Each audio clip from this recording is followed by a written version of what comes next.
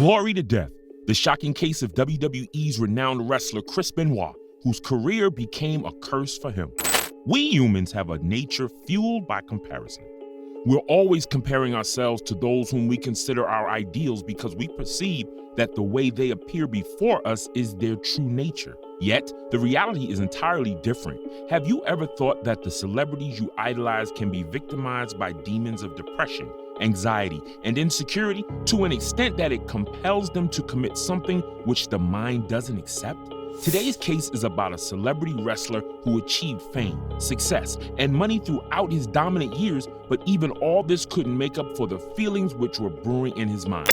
Welcome to AF Crime, the channel that brings you fascinating crimes all around the world. If you're interested in this kind of content, this channel is for you. Make sure to like this video, click on the subscribe button, and turn on the notification bell to keep you updated on our recent uploads. Now, let's get right into the video and investigate more about the strange case of Chris Benoit, the famous wrestler whose career ended on a very gruesome note because of what he had committed.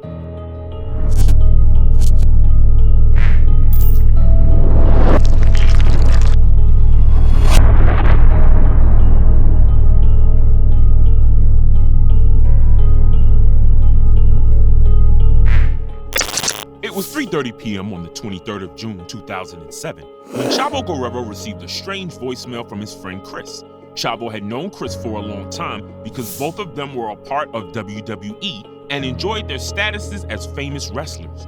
Though it was normal for Chris to message Chavo whenever both pals needed to talk, that day, Chris's mood seemed a bit off. He seemed very tired and weak. He informed Chavo that he was going to be late for his house show in Beaumont, Texas. The show, which was planned in the latter part of the evening, was considered very significant for the career of Chris. But from Chris's mood, it seemed that he no longer cared about that. Chavo was noticing the change in his demeanor. Chavo immediately called Chris to ask about him. However, Chris didn't receive the call. Later on, Chris called Chavo back at 3:44 p.m., where Chris pacified Chavo by saying that he was a bit tired after taking care of his wife Nancy and his son Daniel, both of which, according to Chris, were down due to food poisoning. He told Chavo that he was in contact with Delta Airlines, which is why he ignored Chavo's call. Chavo understood that. He further said that he was there for Chris if he ever felt like talking to him. Chris accepted Chavo's notion of goodwill and said that he loved Chavo because of his never-ending support, but something in his tone was simply not right.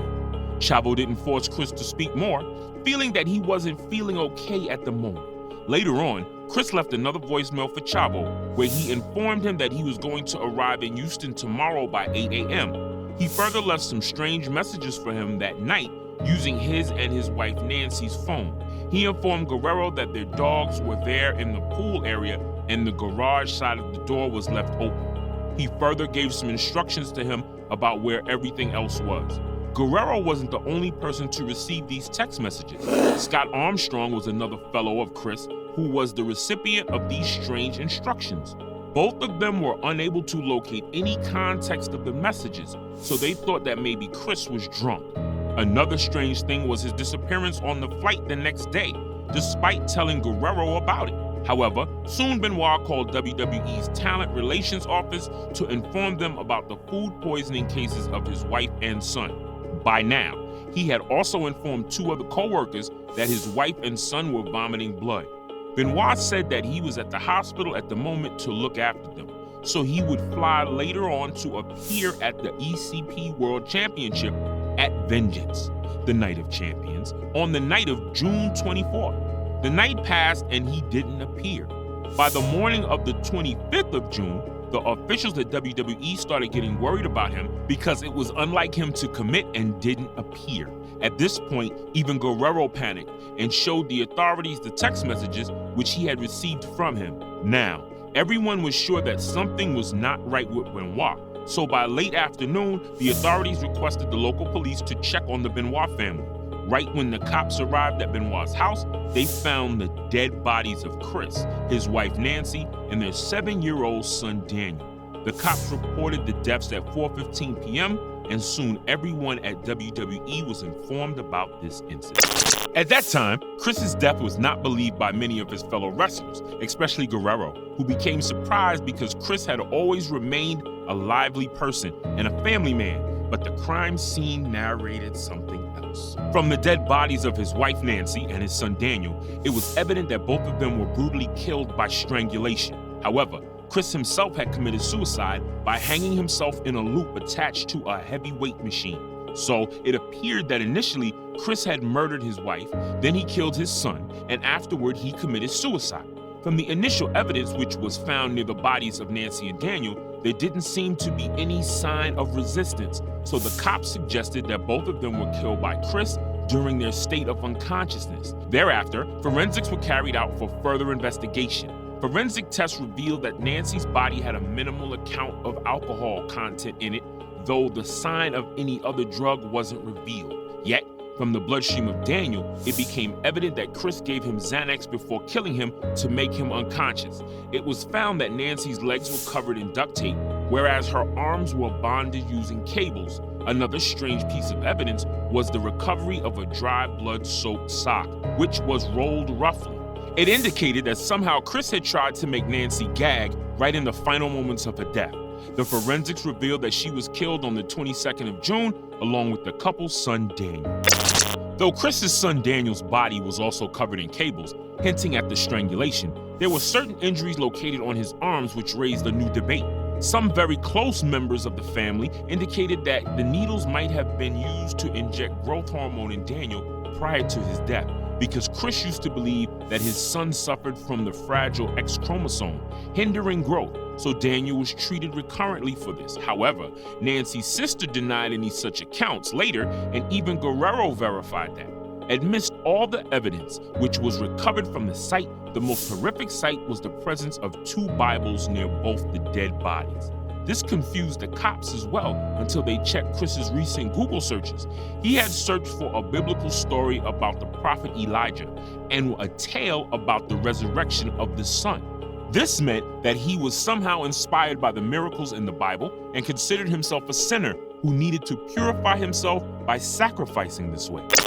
Now that it was clear that Benoit had murdered both his wife and son, the next question was the motive behind the actions. So multiple theories came into light. The one which was most talked about was given by Jerry McDevitt, who was serving as a WWE attorney. He states that steroids were the prime reason behind his actions, and it was found that his blood serum contained testosterone, which exceeded the limit of an average male by 10 times. So it was a belief that it was the roid rage which had killed his wife and son. Now, if you don't know about roid rage, let me clear this up. It's the kind of rage inflicted by taking drugs which impact the emotions of an individual. Later evidence revealed that Benoit was dealing with his anger issues from the past few years, and these issues had started engulfing his marriage life to an extent that eventually his wife had to file for a divorce in 2003. However, Benoit apologized to his wife soon after that, but after some time, he went back with the same issues. Texts recovered from his wife's phone revealed that she was a constant victim of abuse, which was inflicted upon her by Benoit. Besides, there is also evidence that things got wrong right when she caught Benoit cheating on her with another female wrestler. This had devastated the peace of the house entirely, which was further fueled by an insurance feud between the couple. Another popular theory revolves around the indication of chronic traumatic encephalopathy, CTE, in Chris's brain. This is an intense condition which impacts the lobes of the brain. Obviously, you all might have seen the wrestlings of the early 2000s. One thing which was quite dangerous about them was how bravely the wrestlers took every single blow on their head. Benoit was especially famous for taking blows of heavy chairs on the backside of his head. Though he managed to numb the pain instantly by taking numbing drugs, yet those blows on his head turned out to be the most fatal of all.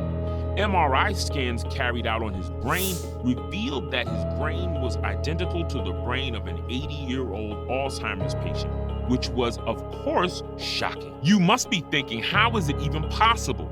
Let me take the help of science and unravel it before you layer by layer. We already know that throughout his wrestling career, he might have received innumerable blows on his head, to an extent that it destroyed the frontal lobes of his brain completely. Now, let me give you a little scientific tidbit over here. The frontal lobe of our brain is responsible for controlling all of our emotions. So practically, if this lobe gets destroyed as a result of a blow, it means that the person eventually ends up as an emotional mess. In other words, one might not be able to think clearly, just the way the old people find it difficult to think of many things. Even his close friends testify that he received a lot of concussions with all those injuries on his head.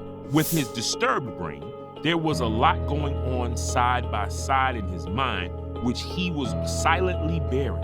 If you are curious, then let's kill that curiosity of yours. Actually, a year before this horrific incident, Eddie Guerrero, who was also another wrestler and a very dear friend of his, died due to excessive steroid intake. This had impacted his mind a lot. His death left a void in him as he started interacting with the dead Guerrero through letters and words. In fact, some accounts believe that right before these murders, he had written in his diary that he wanted to join his friend Guerrero up there because he believed that there was no peace left in his life. It was a clear indication of his suicide. The real reason behind him murdering his wife and child was never truly asserted, yet speculations were enormous. Some circles also claimed that the point at which he had killed his wife, Chris's mind was distorted to an extent that he couldn't take another argument, and it's possible that he murdered her in a fit of rage resulting from a domestic argument. In this state, when he thought about what he had done, he eventually felt ashamed, angry, nervous, and sorry for his son. That supports why he must have killed his son first and later on hung himself. Right after the investigations, the bodies were handed to the family members where the bodies of Nancy and Daniel were cremated on July 14, 2007 in Florida, while Chris's body was cremated on August 6, 2007 in Alberta, and a memorial was organized for him. This way, this mighty wrestler of the WWE world finally met his end. Whatever might be the true reason behind his actions, but from this case, one thing is clear, that even people whom we idolize have a dark life beyond our perception. His suicide ended his glorious career and removed him from the pages of the WWE's greatest wrestlers because of his actions. Yet those who remember him till this day still show utter disbelief upon what a friendly-looking man like him was actually capable of doing. Maybe it's true that we cannot judge individuals by their faces, because in the end, everyone wears a mask covering the bleakness of their soul. Well, that's all from today's case. Tell us what you think about this in the comments. Also, if you feel that this case was an intriguing one, like this video and share it with all your friends. Also, subscribe to our AF Crime channel for finding more shocking tales around the world. And if you have any criminal case that you'd like me to investigate, share it in the comment section below.